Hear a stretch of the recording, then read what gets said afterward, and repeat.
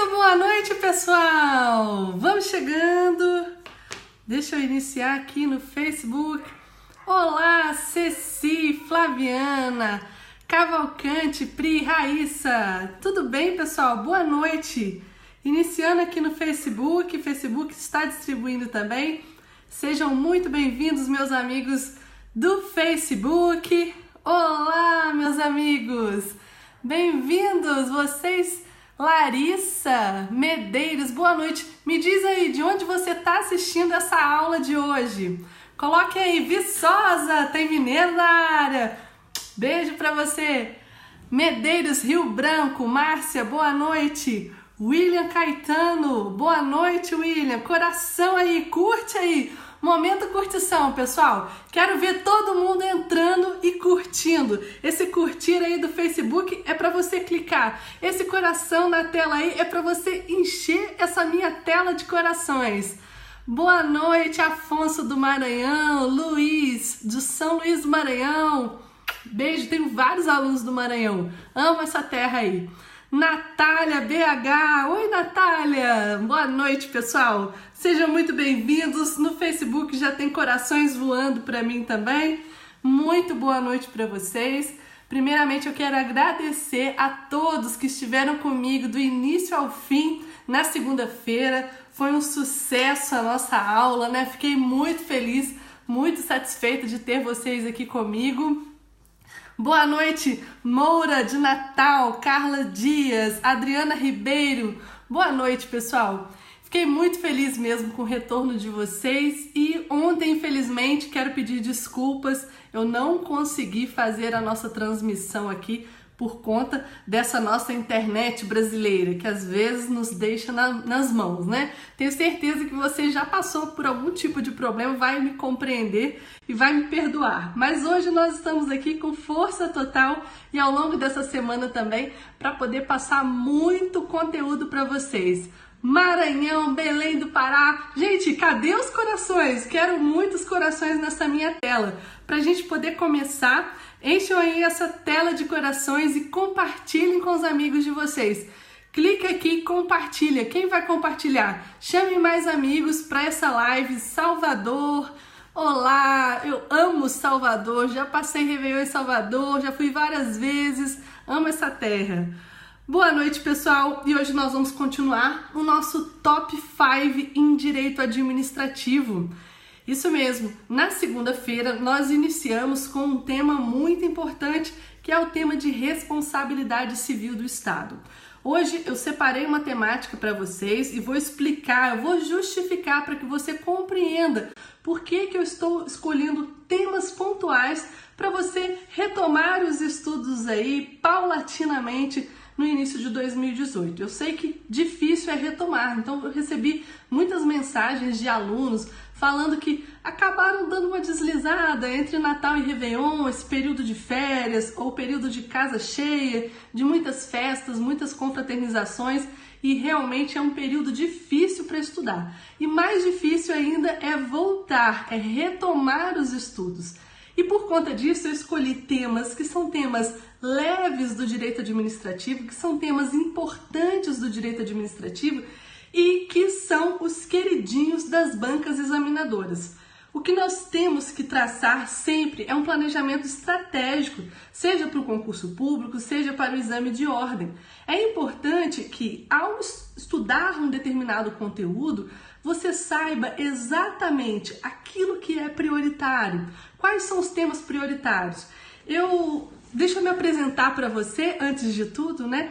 Além de coach especialista na aprovação em concursos públicos e na OAB, eu sou professora de Direito Constitucional e de Direito Administrativo há mais de 10 anos. Atuo em universidades, em cursos preparatórios, e uma questão que eu percebi com relação aos meus alunos, há mais de 10 anos de sala de aula, mais de 5.700 alunos já passaram por mim. E o que eu percebi? Percebi que os alunos não sabem estudar. Quando querem se preparar para uma prova, abrem um manual de direito, abrem uma doutrina e querem ler da primeira à última página do manual. Presta atenção, não vai cair o conceito de direito administrativo na sua prova. Não vai cair aquelas noções introdutórias de direito administrativo na sua prova. É importantíssimo que você conheça a parte principiológica, é importantíssimo que você conheça determinados temas introdutórios iniciais, mas não vai estudar da primeira à última página do manual se você não dispõe de muito tempo para estudar. Então é muito importante esse estudo estratégico. Eu falo muito isso com os alunos das minhas turmas de coaching. Eu tenho uma turma de coaching para a OAB, eu tenho turmas de coaching para concursos públicos e eu também atendo individualmente os alunos. E percebo esse erro comum, é um erro crasso dos alunos querer estudar todo o conteúdo. É importante que você entenda, não existe esgotar o edital. Deu para entender? Gravou essa frase? Não existe esgotar o edital. Então você tem que tirar essa ansiedade dos seus ombros, ficar mais tranquilo, entender que você tem que dominar um determinado conteúdo, mas também no momento de estudar e revisar este conteúdo, você precisa ser estratégico para saber quais são os pontos mais relevantes, o que tem que ser estudado, o que eu não posso deixar de saber com relação o tema da live de hoje é intervenção do Estado na propriedade privada. Quem quer saber aí sobre intervenção do Estado na propriedade privada? É um tema importantíssimo. Quando a gente fala de exame de ordem, alô galera da OAB de Elite, eu tenho aqui, por exemplo, quem vai fazer prova da OAB, pessoal, vou disponibilizar para vocês no meu site, tem um treinamento gratuito e tem umas planilhas, que é um edital esquematizado que eu disponibilizo gratuitamente no meu site. E nesse material, o que eu fiz? O que eu fiz para os alunos? Eu vou falar de OAB, mas esse tema é um tema que despenca em provas de concursos públicos. Eu vou fazer uma pausa aqui só para falar da OAB com relação à estatística na prova, tudo bem? Eu elenquei todos os pontos que podem ser cobrados na sua prova e fiz uma estatística com base nas 10 últimas provas, os 10 últimos exames de ordem e verifiquei quais são os temas mais exigidos.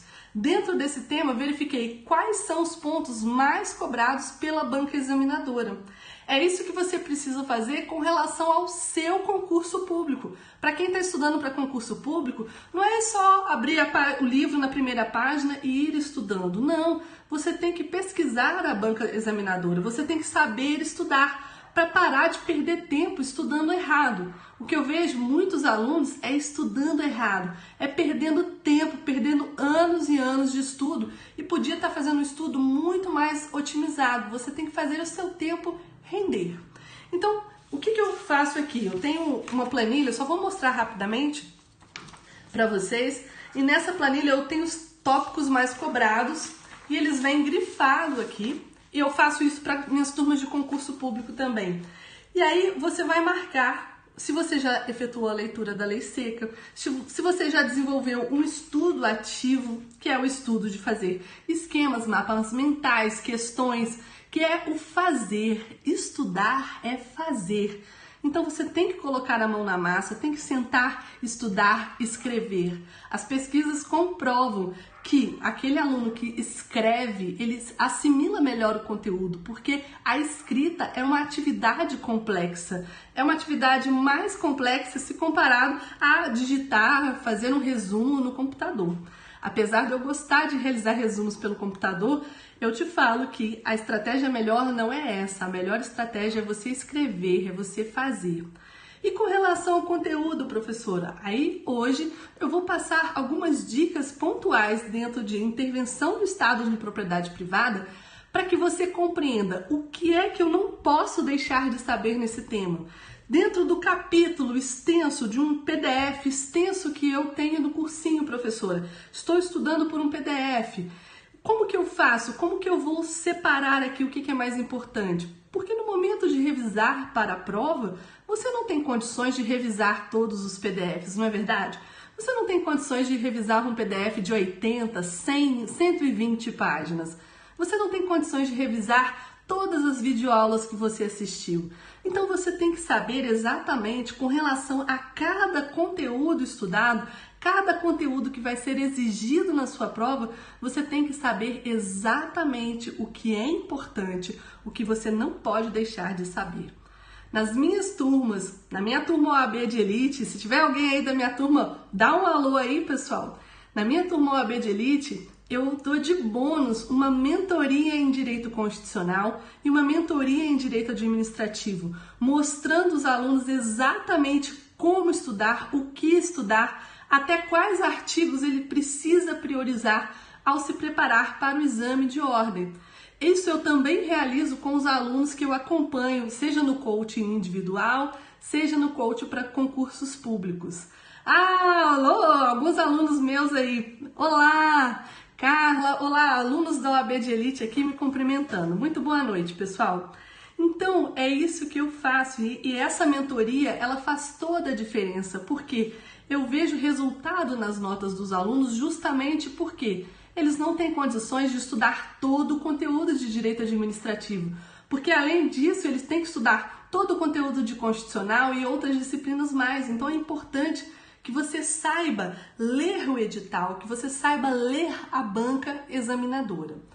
Então, pessoal, eu trouxe aqui, antes de iniciarmos, eu trouxe aqui o meu telefone, agora sim digitado, né? Para quem quiser me contactar, conversar comigo, saber como funciona os meus treinamentos, o meu acompanhamento de estudos, meu direcionamento. O meu celular é 32 991 19 2709.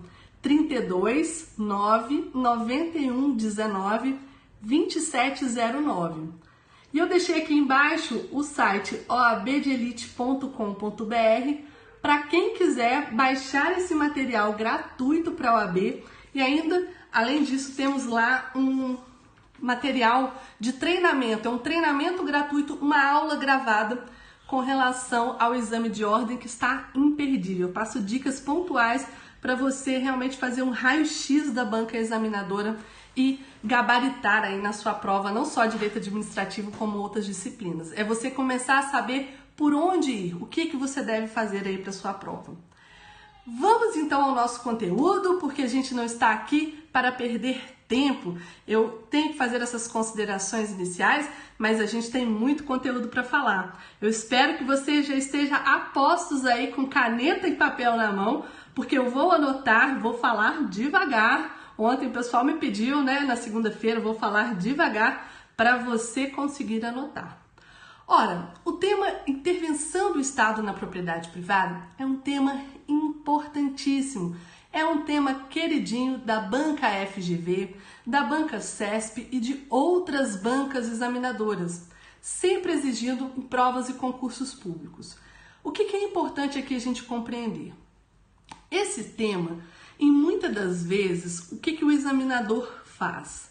Ele vai elaborar um caso concreto, por isso que eu selecionei temas pontuais e que tem pontos de contato, né? Eu estou me referindo à aula de segunda-feira. O examinador, o que ele vai fazer aqui nesse caso? E muitas das vezes ele elabora um caso concreto envolvendo uma das modalidades de intervenção do Estado na propriedade privada e vai exigir do candidato o conhecimento. Então, por exemplo, vou iniciar aqui a partir da classificação, em razão do nosso limite de tempo, obviamente eu não tenho condições de fazer toda a parte introdutória com vocês, esgotar a parte de classificação, então o que eu resolvi? Vamos direto para o ponto principal, tudo bem? Nós sabemos que temos o direito fundamental à propriedade e que a propriedade deve observar a sua função social, consta lá na nossa Constituição como direito fundamental, o direito à propriedade, mas desde que observada a sua função social, tanto para a propriedade urbana quanto para a propriedade rural. Agora, um ponto importante que nós temos que observar. Como que o examinador vai exigir? Ele vai formular esse caso concreto e vai confundir o candidato fazendo distinções ou usando palavras-chave das modalidades diversas da desapropriação e, em muitas das vezes, comparando os institutos de modalidade supressiva de domínio e não supressiva de domínio. Vou explicar melhor para você entender exatamente o que eu estou falando. Nós temos dois grandes grupos de modalidades de intervenção do Estado na propriedade privada. Primeiro grupo, anote aí. O primeiro grupo trata-se das modalidades de intervenção supressivas de domínio. Então, anote aí. Primeiro grupo, supressiva de domínio. Supressiva de domínio. O que significa isso? Nestas hipóteses, nestas modalidades interventivas, o poder público, ele vai intervir na propriedade privada, suprimindo a propriedade do particular. A exemplo da desapropriação. Então, o exemplo clássico e o exemplo principal que nós temos é a desapropriação. Então, modalidade supressiva de domínio, nós temos como exemplo a desapropriação e a modalidade confisco, prevista no artigo 243 da Constituição Federal. Alguns autores também incluem a pena de perdimento de bens. Recapitulando, desapropriação, confisco, desapropriação, confisco e pena de perdimento de bens para alguns autores. Mas o que significa supressiva de domínio? Significa que o poder público vai intervir na propriedade privada, afetando o interesse público a essa propriedade, transferindo para a propriedade do Estado. Uma vez que transfere para a propriedade do Estado, o bem se torna um bem público. Então, veja bem, nessas modalidades, nós temos modalidades mais agressivas, são formas mais agressivas, uma vez que ele vai transferir para o Estado, transferir para o poder público a propriedade privada.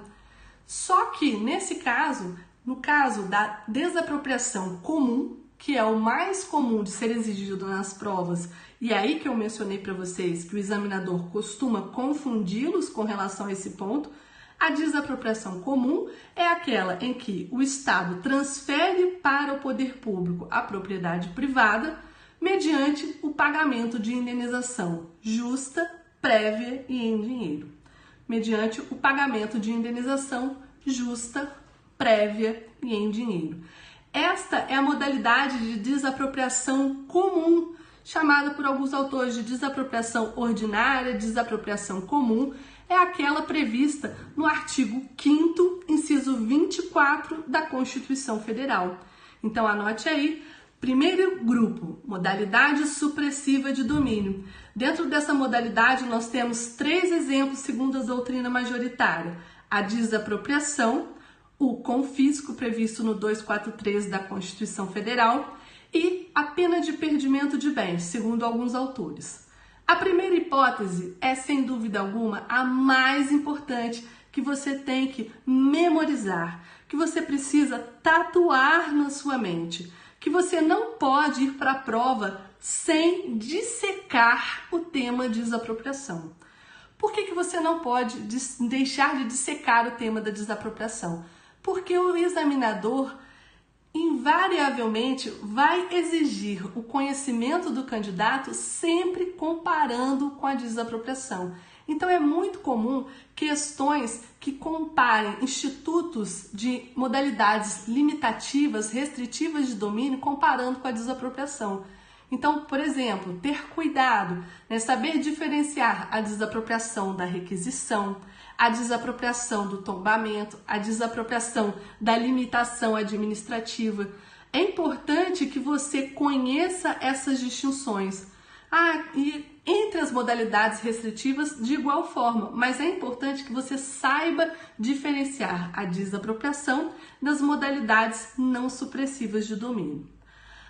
Primeira dica, A segunda dica é a seguinte: além disso, é importante que você tenha total conhecimento dessa modalidade de desapropriação comum para que você possa comparar com as demais modalidades de desapropriação. Se vocês estão curtindo, coração nessa minha tela aí, pessoal, pelo menos para eu saber o termômetro, como é que é, se vocês estão conseguindo me acompanhar, se o ritmo tá legal, tá bom? Então, prosseguindo, segue o baile. A desapropriação comum, ai, adorei essa tela coloridíssima. A desapropriação comum ou ordinária, então, está prevista no artigo 5º, inciso 24 da Constituição Federal, sendo disciplinada, anote aí, no Decreto-Lei 3.365 de 41. Decreto-Lei 3.365 de 41. Esse decreto-lei você precisa estudar. É de leitura obrigatória. Por que é que ele é de leitura obrigatória, professora? Porque a modalidade de desapropriação comum, ela é disciplinada, que são aquelas hipóteses constitucionais, né, de desapropriação por utilidade pública. Então, todas essas modalidades por utilidade pública, todas as hipóteses estão elencadas no decreto-lei. E não somente isso, o procedimento e todo o detalhamento do Instituto da Desapropriação consta desse decreto-lei de 1941. Portanto, não dá para querer estudar o tema desapropriação tão somente pela Constituição Federal.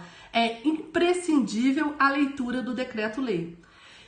E o que eu sugiro a você? Que você domine esse tema. Porque se você domina a desapropriação comum, sabe como que a banca examinadora vai exigir do candidato?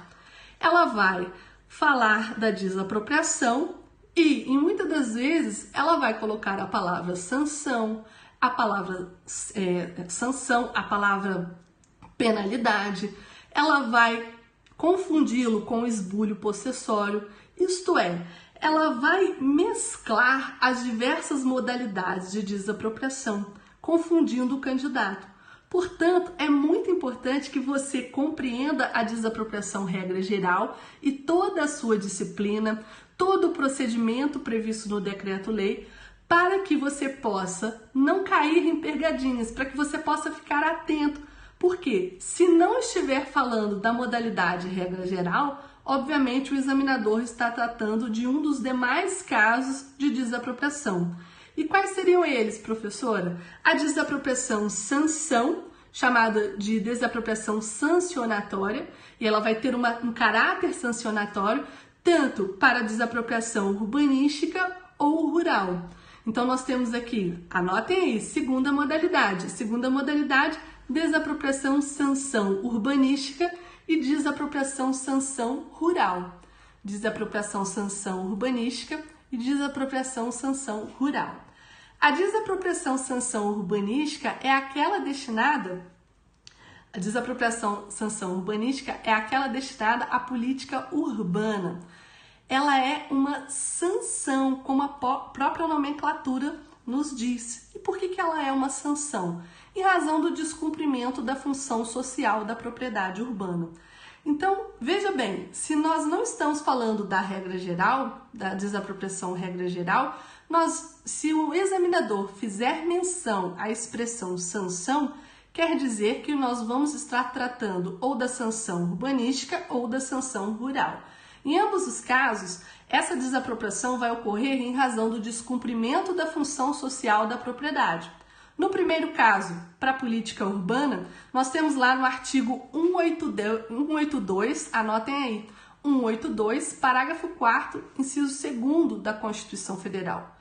Desapropriação sanção urbanística, artigo 182, parágrafo 4º, inciso 2º da Constituição Federal. É a modalidade de desapropriação sanção urbanística.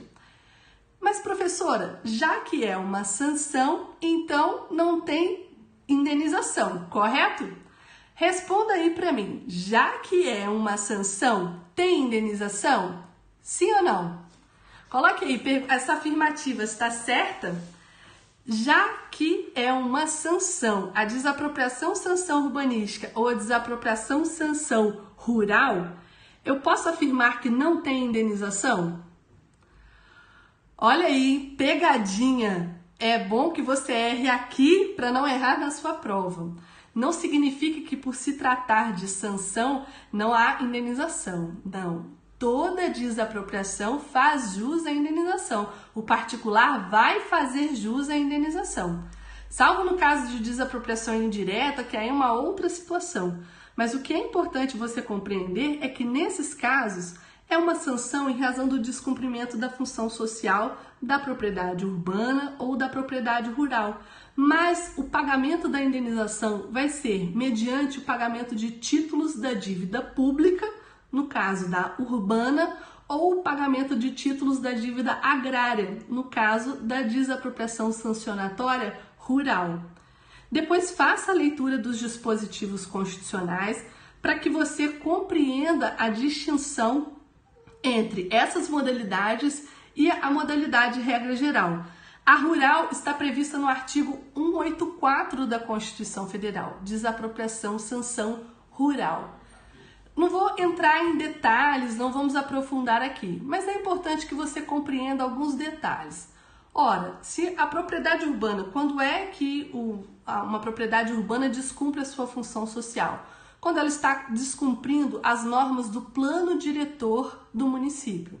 Uma vez descumprindo essas normas do plano diretor, o particular ele vai ser notificado para dar o adequado aproveitamento daquela propriedade. No segundo momento, ele vai sofrer, ele tem que parcelar, ele tem que dar esse adequado aproveitamento no segundo momento. E, por último, o IPTU progressivo no tempo. Só em último caso é que nós vamos ter a aplicação desse instituto aí da desapropriação sanção urbanística. Já o descumprimento da função social da propriedade rural, os requisitos estão previstos na nossa Constituição e disciplinados em legislação específica. O que é importante você compreender é que, uma vez descumpridos esses requisitos, a União, a competência exclusiva da União, no caso da urbanística, a competência exclusiva dos municípios, e aqui na rural, a competência exclusiva da União e ela vai desapropriar para fins de reforma agrária. Aplicando a sanção nesse caso, portanto, haverá indenização mediante o pagamento de títulos da dívida agrária. Ficou claro, pessoal? O que é o mais importante? O que é o pulo do gato que eu quero que você compreenda? É justamente saber diferenciar essas modalidades. Isso é muito importante, porque você não cai em pegadinha. Então, às vezes, vão falar, a prova estava cheia de pegadinha. Não, você que tem que compreender por meio de palavras-chave, e aí essa é a melhor forma de você estudar, você conseguir definir em poucas palavras, em poucas expressões, um determinado instituto. Isso facilita muito na hora da sua prova. Além disso, nós temos a desapropriação de bens públicos, a desapropriação indireta, anotem aí, desapropriação de bens públicos, desapropriação indireta, outras modalidades, e a desapropriação por zona, desapropriação de bens públicos, desapropriação indireta e a desapropriação por zona. A desapropriação de bens públicos também está disciplinada no Decreto-Lei 3.365 de 41, no artigo 2º, parágrafo 2º. Dispõe o seguinte, que a União ela pode desapropriar bens dos estados, Distrito Federal e municípios. Os estados e Distrito Federal podem desapropriar bens dos municípios. No entanto, estados, Distrito Federal e municípios não podem desapropriar bens da União. É muito simples esse instituto. Com relação à desapropriação indireta, é uma situação de duvidosa constitucionalidade que lamentavelmente ainda existe no direito brasileiro, que é o caso de um verdadeiro esbulho possessório por parte do poder público. O que significa isso? A desapropriação indireta, anote aí qual que é a palavra-chave, esbulho possessório, anote aí essa expressão, esbulho possessório por parte do poder público. Isso porque o poder público afeta a propriedade privada de interesse público, vai afetar de utilidade pública e, portanto, tomando essa propriedade para si e não observando o devido processo legal. Olha que situação absurda. É um verdadeiro esbulho possessório praticado pela administração, praticado pelo poder público. Por último, temos a modalidade que também é muito simples com relação às anteriores, a desapropriação por zona, que vai acontecer de áreas contíguas. Então, por exemplo, o poder público está realizando uma desapropriação para a construção de um terminal de aeroporto, por exemplo. E ele sabe que no futuro ele vai precisar expandir esse aeroporto. Então, nesse caso, ele já faz uma desapropriação de área exterior, de área contígua para a ampliação. Isso é muito comum também para as zonas que vão ser valorizadas extraordinariamente, de forma extraordinária. Então, acho que a própria nomenclatura já facilita para você compreender essa situação. O que você tem que entender daqui? Essas modalidades, todas essas modalidades de desapropriação, são modalidades que suprimem a propriedade do particular, suprimem a propriedade privada, transferindo a propriedade para o domínio público, para o poder público. É importante que você saiba todo o detalhamento da desapropriação, justamente comparando com institutos de modalidades restritivas, não supressivas de domínio ou chamadas de limitativas, que são outras modalidades igualmente importantes. Nós sabemos que o poder público ele atua em razão do interesse público sobre o interesse privado, pilar fundamental, princípio pedra de toque da administração pública, mas ele tem certas restrições. Nesse caso, no outro grupo que nós vamos mencionar, das modalidades restritivas ou limitativas, a administração não transfere para si a propriedade, mas vai apenas limitar de alguma forma o uso da propriedade, o gozo da propriedade por parte do particular. E aí, quais são essas modalidades? Quais são essas modalidades que você precisa saber na ponta da língua? Veja lá, requisição, anotem aí, requisição, ocupação temporária, requisição, ocupação temporária, tombamento, requisição, ocupação temporária, tombamento, servidão e limitação administrativa. Então vamos lá, requisição, ocupação temporária, tombamento, servidão e limitação administrativa. O que essas modalidades têm em comum? Têm em comum no sentido de que vão apenas limitar o uso, o gozo da propriedade.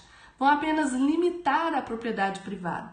Em um caso, exigindo que o particular tolere a intervenção do Estado. Em uma outra situação, que o particular realize a manutenção da propriedade por conta das características culturais, patrimoniais, etc. A gente vai falar de cada uma das modalidades brevemente aqui para vocês.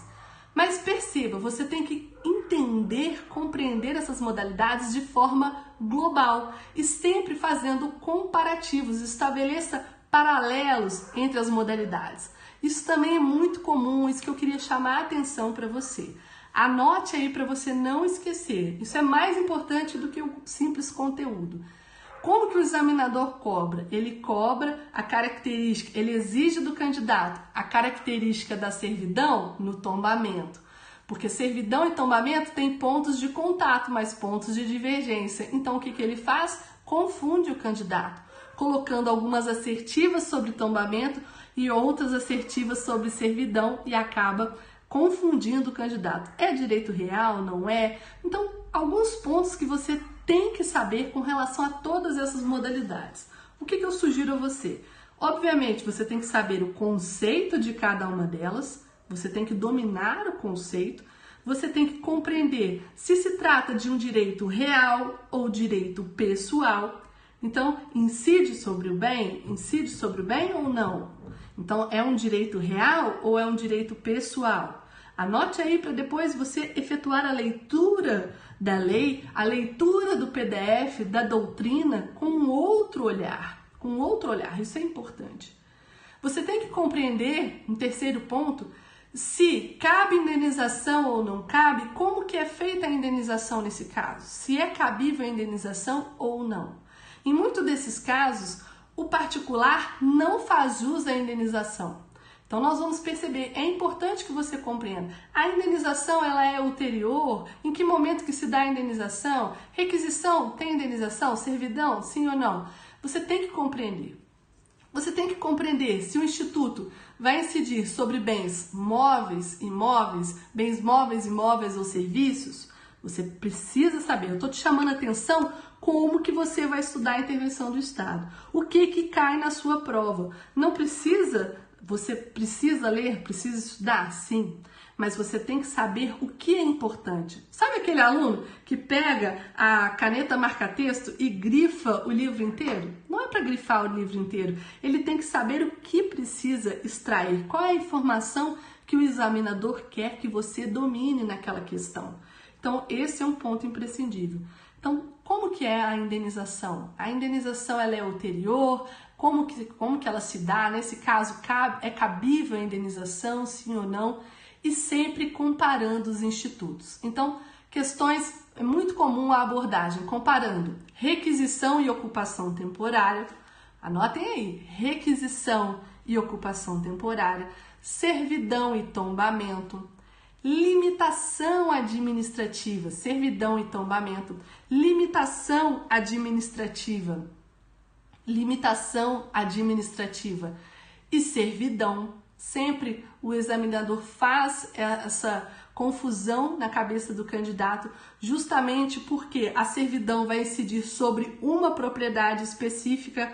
Agora, o tombamento, a limitação administrativa, ela vai ser sobre um determinado grupo de propriedades, de bens indeterminado, porém determináveis.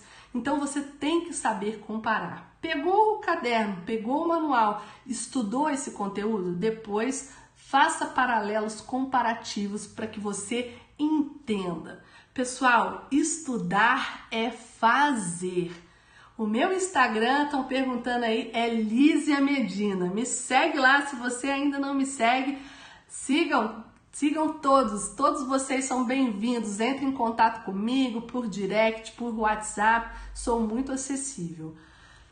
Compreenderam essas dicas? Então vamos lá. Qual que é a palavra-chave que você vai entender a requisição? Requisição. A requisição é uma forma compulsória de intervenção do Estado na propriedade privada. O poder público vai intervir na propriedade privada para utilizá-la de forma temporária. Então, aquele exemplo clássico, né? Nós estamos em épocas de chuva agora, né? Por todo o Brasil. Estamos em épocas de chuvas, de catástrofes. E o que acontece? O poder público, muitas das vezes, ele precisa requisitar uma propriedade para, de forma compulsória, ele vai utilizar aquela propriedade de forma temporária. Isso foi muito comum aqui na região do Rio de Janeiro, no estado do Rio de Janeiro, em Petrópolis, isso já aconteceu. Nós tínhamos uma grande fazenda, uma propriedade que sofreu uma requisição do poder público para que o poder público pudesse montar acampamento e utilizar os materiais que seriam, né, destinados às famílias que estavam desabrigadas, alojar essas famílias desabrigadas. Perceba, a expressão-chave do Instituto da Requisição é o iminente perigo público. Iminente perigo público. A questão está falando sobre iminente perigo público? Então, você já vai acender o farol, já vai ficar alerta e entender que se trata do Instituto da Requisição. Caso contrário, pode ser um outro instituto, é muito comum a desapropriação. Na requisição, o poder público não transfere para o domínio público a propriedade privada. Não, ele apenas vai utilizá-la de forma temporária. Ele faz essa utilização de forma temporária.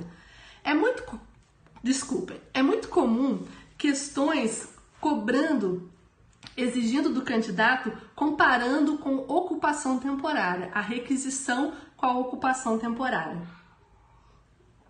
E qual que é a diferença fundamental? Na ocupação temporária, não há iminente perigo público. O poder público, você tem uma propriedade. Vamos imaginar que você já foi aprovado no exame de ordem, já foi aprovado no seu concurso público e adquiriu uma grande propriedade. Ao lado dessa sua propriedade tem uma quadra, você montou uma quadra de jogos, porque é uma propriedade muito grande. O poder público decide fazer uma obra pública ao lado da sua casa, ao lado do seu imóvel. E para tanto, ele precisa colocar caminhões, materiais, areia, brita, para poder realizar essa obra. Ele utiliza essa propriedade para essa finalidade tão somente, mas perceba, não é um caso de iminente perigo público. Apenas durante a realização dessa obra pública, dessa prestação de serviço ou da realização da obra pública, ele vai utilizar de forma também temporária e compulsória a propriedade do particular. Perceba, temos alguns pontos de contato com a requisição, mas pontos principais e relevantes que vão diferenciar totalmente os institutos. É dessa forma que você tem que estudar. É ligando os pontos, fazendo distinções, fazendo conexões entre os institutos. Está claro, pessoal? Está claro? Espero que sim. O tombamento é uma modalidade muito tranquila de compreendermos. O poder público, no caso de tombamento, nós sabemos que o tombamento é um instrumento por meio do qual o poder público visa preservar o seu patrimônio histórico, cultural, paisagístico, etc. Ele visa essa preservação do patrimônio. E aí, nesses casos de tombamento, a gente pode tombar, o poder público pode tombar bens, móveis, imóveis, inclusive imateriais. Imateriais, professora? Como assim? Funk carioca, galera do Rio aí, funk carioca é um bem imaterial tombado.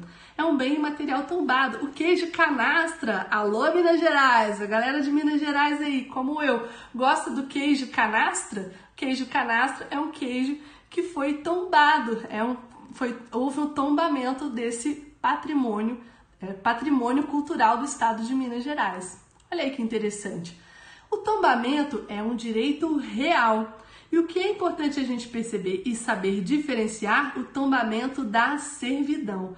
É muito comum questões comparando e questões utilizando essas distinções, como eu venho mencionando aqui para vocês. Então é importante você saber diferenciar o tombamento da servidão. A servidão também é um direito real que vai incidir sobre a propriedade e ela é muito comum para a prestação de serviços públicos, podendo ser utilizada em outras hipóteses também.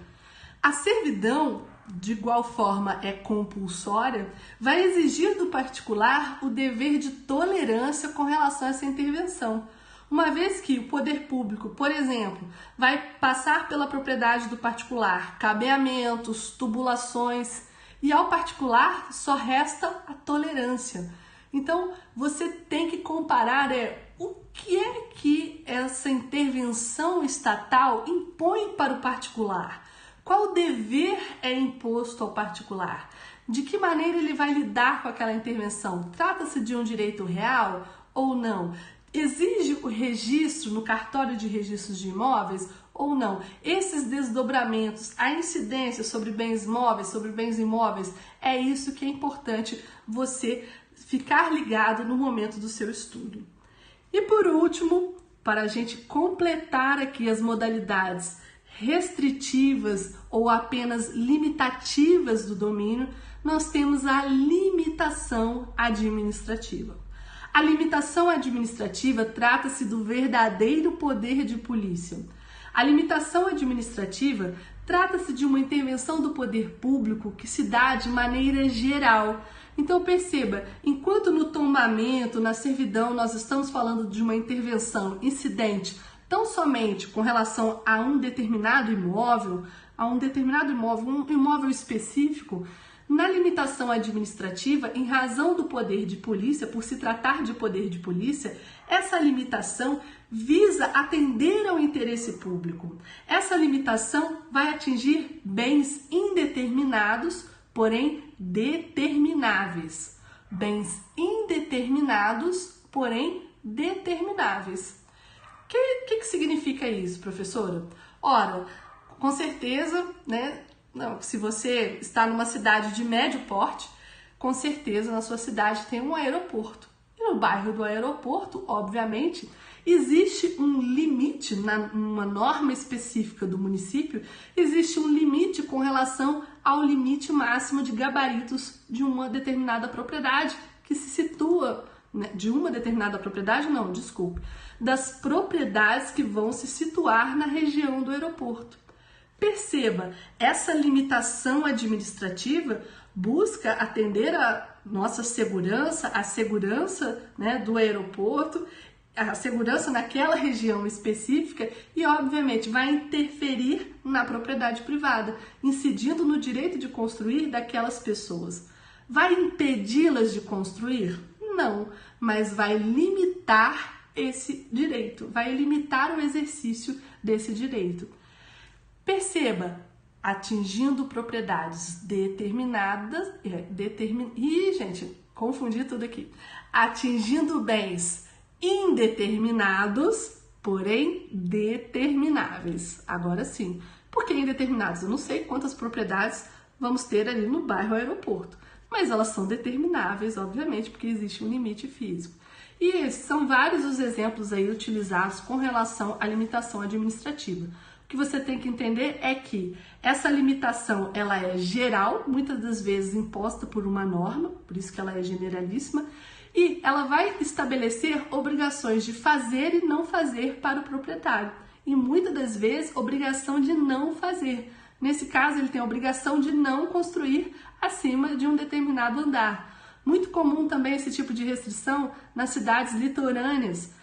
Você, na costa ali, no litoral, então nós também, essa mesma limitação aí de andares, de gabaritos de um prédio, isso também acontece no litoral, para que os prédios não façam sombra nas praias, né, por conta da biosfera marítima e por conta da circulação da brisa marítima dentro do município mesmo. É um exemplo que nós vamos envolver determinado grupo de propriedades. Perceba, limitação administrativa é poder de polícia. Poder de polícia, ele incide sobre bens, direitos e atividades. Ele vai incidir sobre bens, direitos e atividades justamente intervindo, restringindo a liberdade e a propriedade. Nesse caso da limitação administrativa, nós estamos falando dessa restrição incidindo sobre a propriedade privada, justamente. E qual é a palavra-chave do poder de polícia? Bem-estar social. O poder de polícia, ele busca atender o bem-estar social. Então, ele atua, o Estado, ele tem essa prerrogativa, ele tem esse instrumento nas suas mãos, justamente para que ele possa atender ao interesse de toda a coletividade. Ficou claro aí, pessoal? O que é importante, então, só para a gente recapitular? Você tem que entender que nós temos o direito de propriedade. Essa propriedade é um direito fundamental assegurado na Constituição Federal, devendo ser observada a função social. No entanto, o poder público, em razão da supremacia do interesse público sobre o interesse privado, poderá intervir na propriedade privada. E aí nós temos dois grandes grupos, temos dois grupos de intervenção, que nós vamos separar essas modalidades. Modalidades supressivas de domínio e não supressivas de domínio. Restritivas ou não restritivas ou limitativas. No primeiro grupo nós temos a desapropriação e as suas diversas modalidades, a modalidade confiscatória, prevista lá no artigo 243 da Constituição, caso de plantio de plantas psicotrópicas, trabalho escravo, atividade de trabalho escravo e, para alguns autores, a pena de perdimento de bens. O segundo grupo envolve essas modalidades nas quais nós vamos ter uma intervenção estatal apenas restringindo o uso e o gozo da propriedade. O poder público vai limitar a propriedade. Então, o particular tem o dever de manutenção daquela propriedade, tem o dever de conservação da propriedade, tem o dever de realizar uma obrigação, tem um dever de não fazer, né? Tem uma obrigação de não fazer que é imposta ao particular, no caso da limitação administrativa, tem a obrigação de tolerar, o dever de tolerância com relação ao uso da propriedade por parte do poder público, seja para a instalação de uma antena, então instalação de uma antena de telefonia, seria um exemplo clássico de servidão. E aí, nesse caso, você tem que saber, faz jus à indenização, não faz jus à indenização? No caso da requisição, a indenização vai ser ulterior se houver dano. Em alguns casos, a requisição e a servidão, elas são tão drásticas, em alguns casos, repetindo, em alguns casos a servidão e o tombamento são tão drásticos que acabam esvaziando o conteúdo econômico desse bem. E nesses casos aí sim nós teremos a possibilidade de indenização. Em razão do nosso limite de tempo, não dá tempo para eu conseguir aprofundar e realmente concluir, esgotar o tema com vocês. Mas o meu objetivo aqui era justamente que você tenha a clareza de que você tem que compreender os institutos, tem que comparar os institutos, tem que fazer esses links entre os institutos, saber diferenciar, saber colocar os pontos de contato entre eles, porque é dessa forma que o examinador vai exigir do candidato. E você vai parar de falar que foi pegadinha. No caso do pessoal que vai fazer prova do CESP, aí o Instituto de Desapropriação, ele tem uma enxurrada de súmulas do Supremo Tribunal Federal, uma enxurrada de jurisprudência que sempre cai, que despenca em prova. Então, sobretudo para aqueles alunos que vão fazer prova do CESP e bancas examinadoras que exigem um grande conteúdo com relação à parte de jurisprudência, uma grande exigência de jurisprudência dos tribunais superiores, então nesse caso você tem que estudar o conteúdo de jurisprudência, a jurisprudência predominante no caso de desapropriação e de outros institutos, obviamente, mas a desapropriação tem muitas súmulas, muita jurisprudência importante que você precisa ler. Agora, se eu estou fazendo um concurso que não tem tanta exigência de jurisprudência, de súmula, etc., fica na letra da lei, mas não deixa de ler o Decreto-Lei 3.365 de 41. Esse decreto é muito importante. Na prova da OAB eu já fiz uma estatística de quantas vezes os artigos desse decreto já foram cobrados. E muitas das vezes o aluno acaba deixando de lado, né? Às vezes nem tem vadimécum que nem tem esse decreto, um absurdo, né? E você tem que ler, é um ponto muito importante.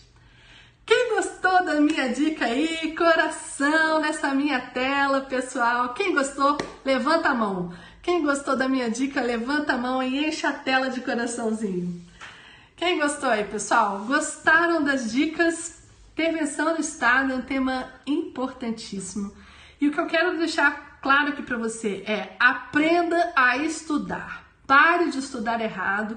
Por isso que eu escolhi temas aí, por isso que eu escolhi temas tão importantes, temas que, de forma estatisticamente, são os mais cobrados, os mais exigidos pelas bancas examinadoras de uma forma geral. Então, você tem que aprender a estudar certo. Ótimo, escolha o seu cursinho, escolha o seu material, a sua doutrina, o PDF da sua escolha, mas aprenda a estudar, porque de nada adianta se você não pegar para fazer. De nada adianta um excelente curso se você não sentar para estudar, não fizer esses comparativos que eu estabeleci aqui para você entender e depois não ficar lamentando que a banca, né, exigiu muita pegadinha, que a banca foi desonesta. Não, você que não estudou certo. Você é que não aprendeu a estudar. Então, vamos ser autorresponsáveis aí. Traz para você a responsabilidade, pare e pense, o que você está estudando errado? Tá desorganizado, tá acordando e não sabe o que vai estudar. Ah, eu acordo, hoje eu vou estudar Constitucional. Muito interessante, eu fiz uma enquete na semana passada e perguntei aos alunos lá no Instagram se eles estudavam várias disciplinas por vez ou uma disciplina. Eu fiquei pasma, porque 73% dos alunos que responderam a enquete falaram que estudavam uma única disciplina por vez. Esse é um erro tremendo que eu observo nos alunos. Não faça isso. Não fique estudando uma semana inteira, 2 semanas de direito administrativo para depois mudar para outra disciplina. Não. É importante que você estude várias disciplinas ao mesmo tempo. Todas as disciplinas, Lízia? Não, nem sempre todas. A gente vai separar em blocos. Eu costumo, para os alunos que eu acompanho no coaching, eu faço muito separando em blocos, em ciclos de estudo, né? Eu monto o ciclo de estudos para os meus alunos, plano de metas, mas você que está estudando sozinho, o que você precisa fazer? É saber estudar, organizar o seu estudo e não sair estudando de forma aleatória. Ah, essa semana está fluindo aqui Constitucional, vou ficar no Constitucional. Não. Você tem que acordar na segunda-feira e saber exatamente o que você vai estudar. Você tem que saber exatamente qual que é a sua prioridade da semana. Como que você vai fazer esse estudo ativo que eu falei aqui? O estudar é fazer. Grava isso. Estudar é fazer. Você tem que aprender a sentar para estudar. E com isso, quando você vai percebendo que a sua nota vai aumentando, você vai tendo mais segurança. Então é isso que eu percebo na minha turma OAB de Elite, na minha turma Cartório de Elite, nas minhas turmas de concurso e nos acompanhamentos individuais. Porque o que eu faço? Um verdadeiro personal trainer de estudos, né? Além de professora, que eu tô sempre com eles ali com relação a constitucional, administrativo, mas é um personal trainer de estudos. E eu vou acompanhando semana a semana o aluno para que ele ajuste o que está faltando. Porque às vezes você fica sempre batendo na beirada. Às vezes o aluno está ali sempre fazendo 37, 38 na prova que ele tem que tirar 40. Ou às vezes ele sempre fica no português, na prova de analista. Ah, eu deixei o português de lado, professor. Outro dia eu atendi um aluno que falou isso. Como eu estava muito bem nas outras matérias e eu não gosto de português, eu deixei ele de lado e vou fazer toda a pontuação nas outras disciplinas. Tá erradíssimo. O aluno não vai passar nunca dessa forma, nunca. Então, olhe para você, veja que você está estudando errado. Eu dei esse exemplo aqui do administrativo hoje para que você realmente escolha esse capítulo lá no seu livro, no seu PDF e coloque esse estudo em prática. Você vai perceber que a sua nota vai aumentar. Eu te garanto. Estuda dessa forma e depois faz uma bateria de questões de intervenção do Estado na propriedade privada. Eu te garanto que a sua nota vai aumentar quando você começa a colocar práticas de estudar certo, para poder estudar certo. Legal, pessoal? Nossa, eu tô muito feliz com essa live de hoje. Foi dentro do planejado. Olha aqui o meu celular, vou passar para vocês mais uma vez. Para quem quiser, entre em contato comigo. Eu converso diretamente pelo WhatsApp. O meu WhatsApp é 32 99119 2709. Meu site é Lízia Medina, com Z. E no site OAB de Elite, você consegue lá o treinamento gratuito para a OAB, material gratuito, que é o PDF, que é o edital esquematizado que eu disponibilizo lá. Fantástico, é o material que eu uso, esse edital esquematizado, pessoal, é o material que eu uso na minha turma OAB de Elite e eu disponibilizo gratuitamente para os alunos. Então, assim, tenho certeza que vai fazer a diferença para você. Tudo bem? Quem gostou aí, então, agora só pra gente poder se despedir, coração nessa minha tela para eu poder fazer uma foto depois. E eu vou postar essa foto lá no meu Instagram, pessoal. Vou postar a foto no meu Instagram, comenta lá o que você achou dessa live e qual vai ser o tema de amanhã. Você que vai escolher o tema de amanhã, hein? Amanhã tem live aqui com vocês e eu quero saber qual é o tema que você quer. Qual o tema que eu não posso deixar de passar dicas? Meu Instagram é Lízia Medina, me segue lá, vou postar, vou dar um print aqui da foto e vocês anotem lá. Vai lá e comenta, quero licitações, quero contratos e o tema que ganhar, quem tiver o maior número de comentários, eu vou falar aqui amanhã para vocês. Então amanhã você não vai saber sobre o que é a aula, hein? Só se você contar lá nos comentários do Instagram. Coração nessa minha tela aí. Coração, pessoal. Vamos encher essa tela de corações para eu fazer uma foto bem bonita. Um beijo grande. Não é aqui não, é lá no Instagram. Gostaram? Legal. Beijo grande. Fiquem com Deus e até amanhã. Tchau, tchau.